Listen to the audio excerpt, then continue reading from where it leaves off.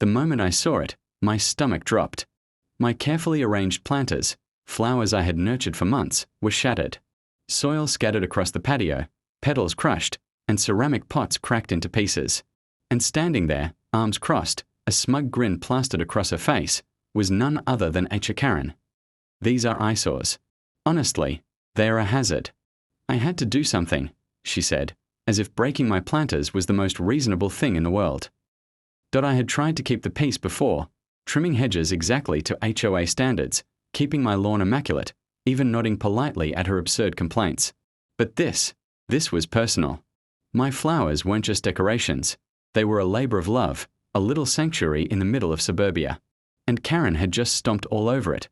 I bent down, touching the cold, broken ceramic, trying to hold back my frustration.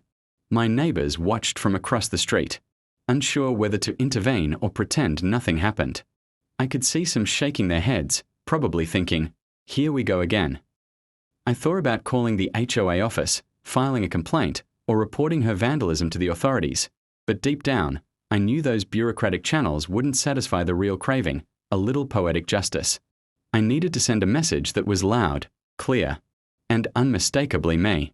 Something that would make Karen think twice before ever touching anyone's property again. That night, after cleaning up the mess and drinking a calming cup of tea, the idea hit me. If she thought she could mess with my plants, maybe it was time I introduced her to my brand of suburban creativity. Something colorful. Something bold. Something that would take over her perfectly. Manicured lawn without breaking a single HOA rule. The next morning, I started sourcing supplies. Plastic flowers, realistic looking but completely unkillable, enough to fill a small garden, and then some. And as I stacked them into neat bundles, I couldn't stop smiling. Karen had forced my hand, but she had no idea what was coming. By the end of the week, my plan would be in motion. The seeds of revenge were planted, figuratively this time, but the results were going to be spectacular. Do you want me to continue to Chapter 2 where I start planning and preparing the ultimate lawn takeover? By the next afternoon, my garage looked like a neon jungle. Boxes stacked to the ceiling, all filled with plastic plants, roses, tulips, daisies, even fake palm trees that looked absurdly tropical for our quiet neighborhood.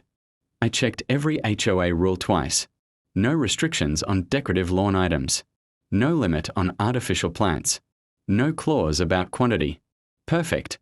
I wasn't trying to break rules. I was trying to use them. That was the difference.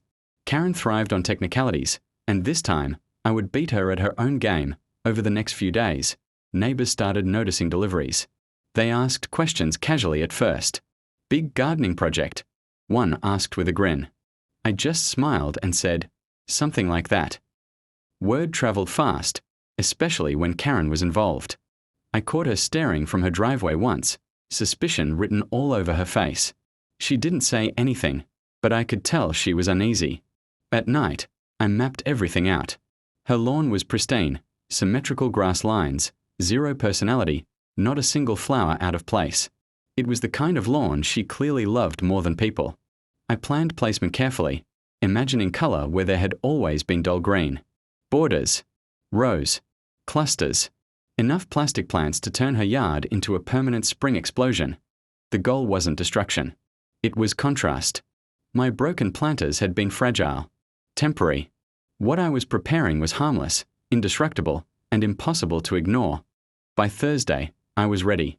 I waited for the perfect moment, early Saturday morning, when the neighborhood was quiet and Karen was usually away at her yoga class.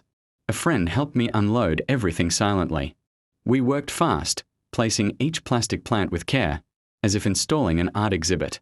By the time the sun rose fully, her lawn was transformed. Bright colors everywhere. Perfectly upright flowers. Not a single blade of grass visible beneath the cheerful plastic invasion. It was ridiculous. It was beautiful. It was compliant. We stepped back and admired our work. I felt lighter than I had in days. This wasn't anger anymore. It was satisfaction. All that was left was to wait for Karen to come home. Do you want me to continue to Chapter 3, where Karen sees her lawn for the first time? It was late morning when Karen finally returned. I could see her car pulling into the driveway from my window, her steps precise and deliberate as she approached her front door. At first, she didn't notice anything unusual. Her gaze swept the lawn out of habit, expecting the usual neat rows of grass and empty symmetry. Then, it happened. Her eyes widened. Her mouth opened slightly, then snapped shut. She took a tentative step forward, and I swear the air seemed to crackle with disbelief. Everywhere she looked, her perfect lawn had been transformed into a vibrant explosion of color. Plastic roses, tulips, daisies, even tiny palm trees she'd never expected in a suburban yard. Each one planted with precision, yet chaotic enough to create a sense of whimsy. She froze in the middle of her driveway, hands gripping her clipboard so tightly the paper bent. I watched from my porch, trying, and failing, to hide my grin. The neighbors began to notice too. A couple of kids pointed excitedly, and a man walking his dog stopped, laughing and shaking his head. Karen's face turned a shade of red I didn't know existed in human skin tones. She opened her mouth to speak, but the words caught somewhere between shock and disbelief. I imagined what she must have been thinking. How is this even allowed? Did someone really do this legally? She shuffled closer, inspecting individual plants. She poked one carefully, and it did nothing. No wilting, no movement, just perfectly sturdy plastic. Her hands hovered in the air like she wasn't sure whether to touch or scream. Meanwhile, I kept my distance, letting her frustration simmer. Neighbors were whispering now, enjoying the show. Some started taking pictures.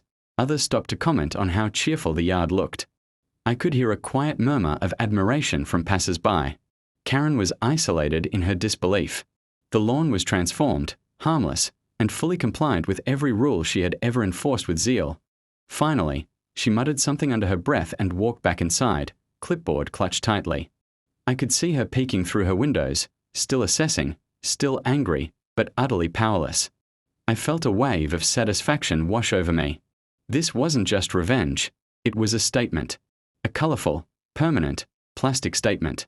By mid-afternoon, Karen had begun her rounds of inspection, again. She walked back and forth across a yard, pacing like a general plotting strategy, muttering about rules, aesthetics, and community standards. But the more she inspected, the more impossible it became to find a violation. Every plant was legal. Every arrangement within HOA guidelines. She could argue all she wanted, but the law, and the rules she herself enforced, were on my side. She tried subtle tactics first. I caught her glancing over my fence, glaring, as if hoping I'd magically remove the plastic invasion. I waved politely, smiling, and continued tending to my own yard. Her scowl deepened.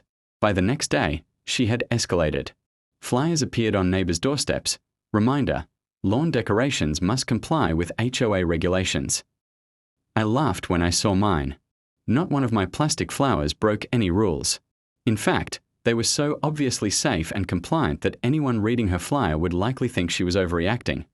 She tried intimidation next. I spotted her taking pictures, making notes, and muttering to herself about enforcing community standards. I walked past her, waved, and said, "Beautiful day, isn't it?" Her jaw tightened. I could practically see the gears turning in her mind, trying to come up with some loophole to target me. Neighbors started noticing. Comments floated over fences. Conversations lingered longer on front porches. Everyone was amused by the absurdity of Karen's reaction. Some even complimented the display, praising how cheerful and bright her yard, and my little invasion, made the street. The whispers reached Karen's ears, and I could see her frustration mount. By the end of the week, she was exhausted. The more she tried to find fault, the more obvious it became. She couldn't win. I had executed a perfectly legal, harmless, and visually spectacular revenge. She had lost her power over me, and everyone else saw it too. From her frustrated glances to my neighbor's quiet applause, the victory was clear. Karen may have tried every trick in the book, but my plastic garden had turned the tables completely.